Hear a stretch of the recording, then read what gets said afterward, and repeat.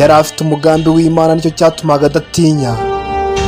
Yageragejwe kenshi na nyirabuja ngo ateshuke ku Mana ye, ubundi abone igisuzuguriro, ariko kubwo kwizera Imana no gukomera kwe, ngibyo ibintu atigeze akora Yozefu mu buzima bwe.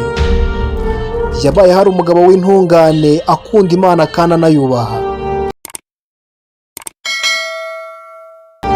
Itangirira ibice 37 umurongo wa 3 kugera ku wa 4 niho usanga inkomoko ya Yozefu n'abavandimwe be.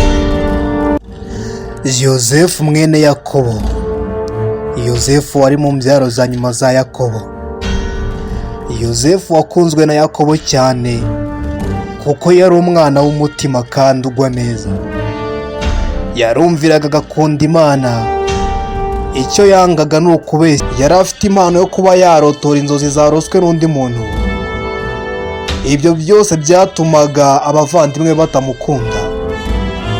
Kuba byonyine yaratoneshwaga na Yakobo byatumye abavandimwe bigira inama yo kuba bamugurisha mu banyamahanga, ariko abandi ntabwo babyumvaga neza kuko bumvaga yakwicwa kugira ngo bagire amahoro. Ariko nibwo umukuru muri wagize igitekerezo, ataho kwica umuvandimwe tumugurishe, agenda ajya gukora ubucakara, nawe twaba tumukize mu muryango. Nguko ko Yozefu yagurishijwe mu banyamahanga ngo ajye gukoreshwa imirimo y'agahato, kubera gusa ko yari afite impano yo kurotora inzozi, ndetse anatoneshwa na papa wabo ari we Yakobo. Iyo usoma ibyakozwe n'intumwa 7 umurongo wa 9 kugera ku wa 10 niho usanga abavandimwe ba Yozefu barashatse kumugurisha ngo ajye muri Egiputa gukora imirimo y'uburetwa. Yozefu ageze muri Egiputa nibwo yaje guhura na Potifari. Uwo Potifari yari umutware wo kwa Faraho watwaraga ingabo zamurindaga. Nibwo yaje kugirirwa icyizere na Potifari kuko yabonaga agira umutima mwiza kandi Yozefu akunda akazi ke. Nguko yaje kumugira umutwaro utwara urugo rwa Potifari ngo ajye amusigarira ku rugo igihe yagiye ku rugamba. Nguko Yozefu Imana yari itangiye kumugirira neza, ariko amakuba yiyongera n'ibyago bidasiba kumuzira umunsi ku wundi. Abavandimwe ba Yozefu bamaze kumugurisha nibwo baje babeshya papa we Yakobo ko inyamaswa zamuriye batoraguye imyenda ye aho zamuririye. Yakobo yarababaye cyane kuko Yozefu yari umwana yishimira, umwana ugwa neza kandi umwumvira.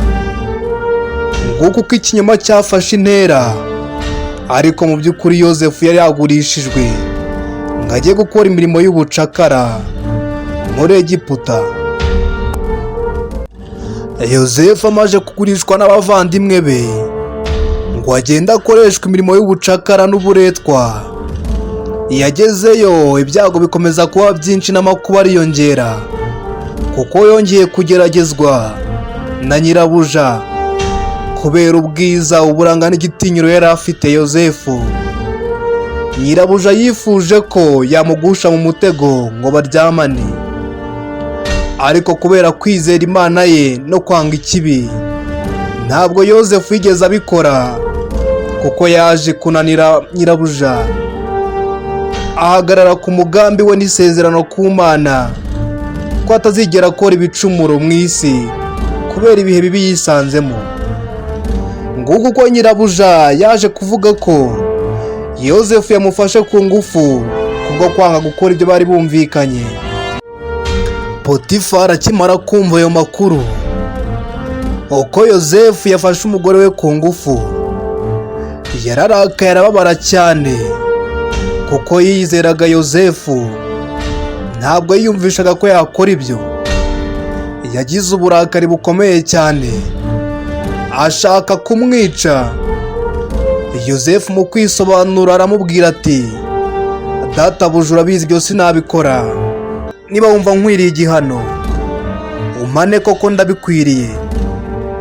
Nguko uko Yozefu yunamye aheta umugongo abwira sebuja ngo amucumite inkota amwice.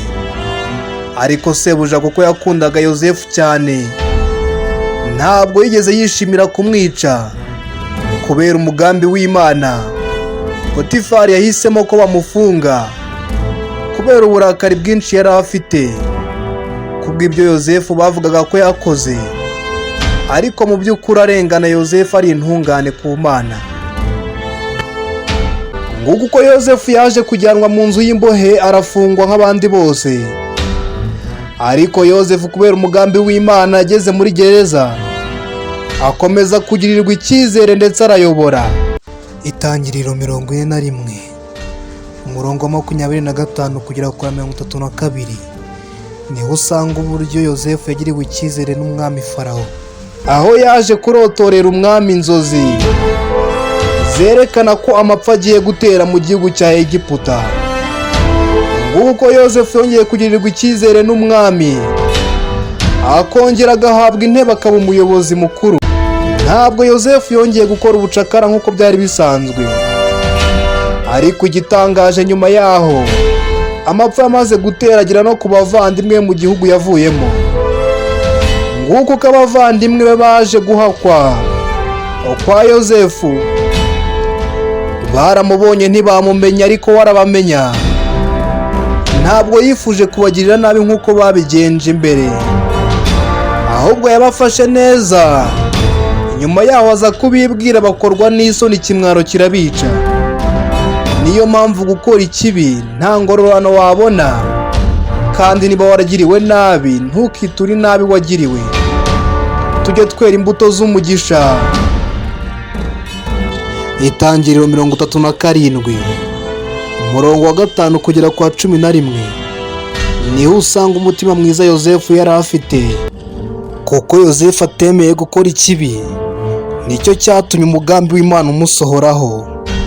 Niba ugiriwe nabi n'abavandimwe cyangwa abandi bantu, jya uberera imbuto nziza zo kwihangana kandi ubasabire umugisha ku Mana, kuko nabo igihe kiba kizagera bagahinduka bakamenya Imana yabo.